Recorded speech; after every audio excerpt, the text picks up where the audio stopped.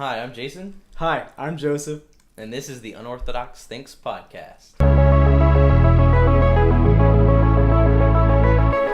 We're going to talk about some pretty unorthodox concepts, ideas, topics. You need a real big brain to understand what we're going to talk about.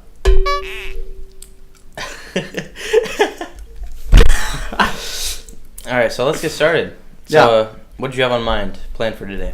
Well, I know that you recently came out with the podcast. I was thinking we could talk about that a little bit. Aren't we doing the podcast right now?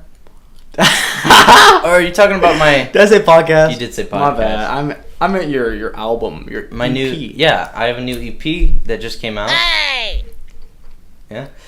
And it came out about a month and a half ago, called the Melt EP. You can find it on Bandcamp. Yep. I go with the name Made Up Mind. Made Up Mind. Everybody hear that? Made Up Mind. Bandcamp. Bandcamp. Melt.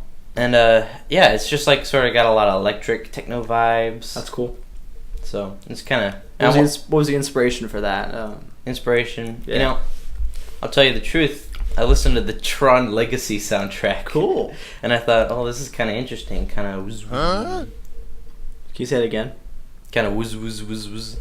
Huh? Say it again. Why do I... I'm not going to say it. I'm not going to say it. So anyway, yeah. I've got a lot of... It's like a 6-track EP. If you want, you can go listen to it. Stream it for free. Want you to enjoy it. Very cool. So it was a lot of fun making it, developing all the sounds for it. And where did you make it completely? This is going to kind of be... It's a little embarrassing. But I made it all on GarageBand What? for iOS. And GarageBand. So that's like iPhone on your phone. GarageBand. So if it... That's not embarrassing. That's impressive. It's pretty embarrassing if you listen to it. Hey! It's pretty impressive. Yeah. So anyway, what do you have? Do you have anything musical planned for the Anything future? musical planned for the... Yeah, because I know you have an interest. You got a lot of musical ability. You working on anything? I'm working on anything right now. Okay. I got a couple songs I'm writing. Sure. That's cool. It's exciting. Releasing those probably in a year. Yeah. There's always like this process you got to go through, Yeah. Like, I know the past 3 months, like, I've hardly had any ability to write any songs or think of anything. Uh-huh. And then, like just 2 weeks ago, it's like, wham, wham. Here's a new melody. Wham. Here's a new song idea. Here's some different things you could try out. Yeah. It's just like, it comes in waves, and then it's dead silent for like months on end. You ever get that? You get stuff like that? You gotta write through it. Well, yeah, not just writing song lyrics, though, but it's like hearing the music in your head, though. You gotta hear it through it. Do you want to, like, explain that? Do I want to explain that? Yeah, do you have anything... You gotta do it when you don't feel like it. You have anything else to build off of that? Practice. Let's move on. Okay. Yeah. Anyway. That's... Well, which one was that one? That was not right. Okay. Or what's the transition sound effect? The little sound effect. Okay. Next topic. So we both went to go see the new movie Shazam. That was a interesting one. That was rather interesting. It was it's like it's a whole DC thing. So it's part of the DC universe. Right.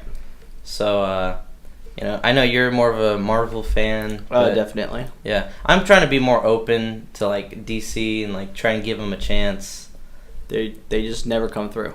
Oh, I feel like this one came through on a lot of aspects. It had a very family-oriented moral. Yeah, the story was very focused on the story was focused on family. The theme was... I feel like the theme met up. The movie wasn't family-friendly, though.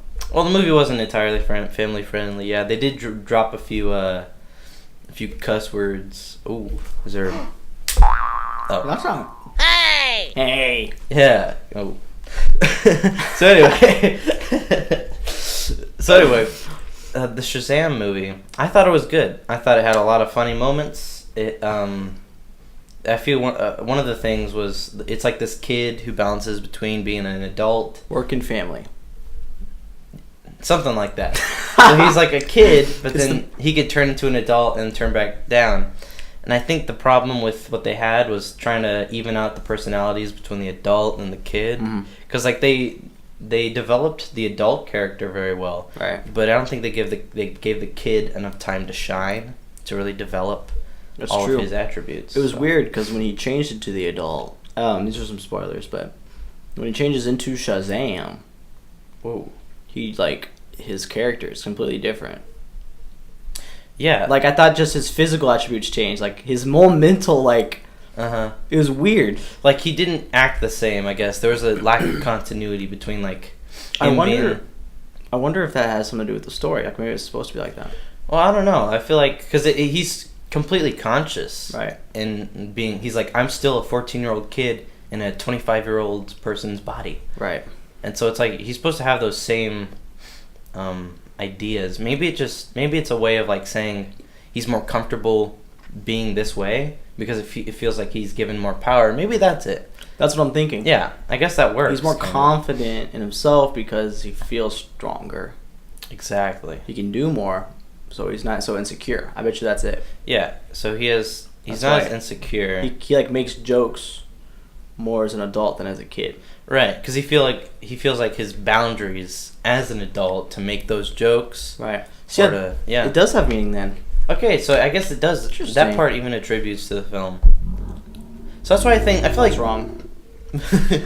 No, stop crying. That's why I think that this one kind of worked for me. I'm personally more a Marvel fan, but I feel like this DC movie, it performed well. Like, I didn't like Wonder Woman. Justice League it didn't compare to the Avengers. Yeah. But I feel like Shazam worked as, like, a rival to, say, Thor Ragnarok, because that one was, like, the really funny guy with, like, you know, and lightning. Yeah. He does some lightning stuff. I mean, out of 10 stars, I would probably rate it, like, 5. I would say a good 7.8. 7.8? 7.8. I enjoyed the movie. I want to watch it again. You want to watch it again? I mean, it had funny moments, which is a really big Marvel draw.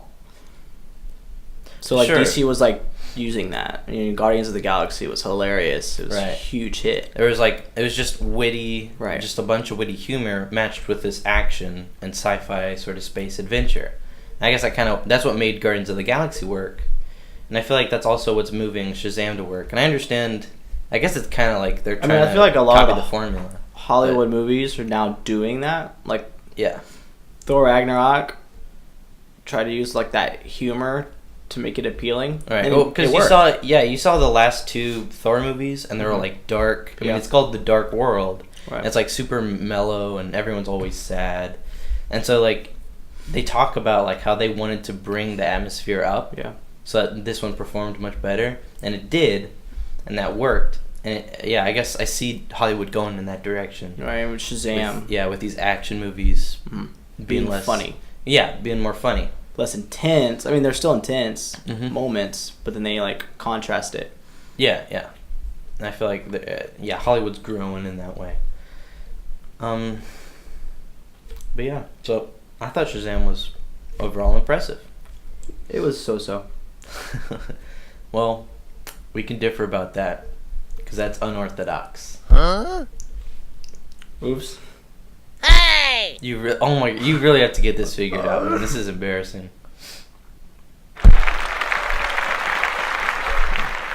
I give a round of applause for Shazam and, Thor. But it's pretty exciting because the new Avengers movie's coming out in a week. It's a week, right? Yeah, week tonight. We got tickets.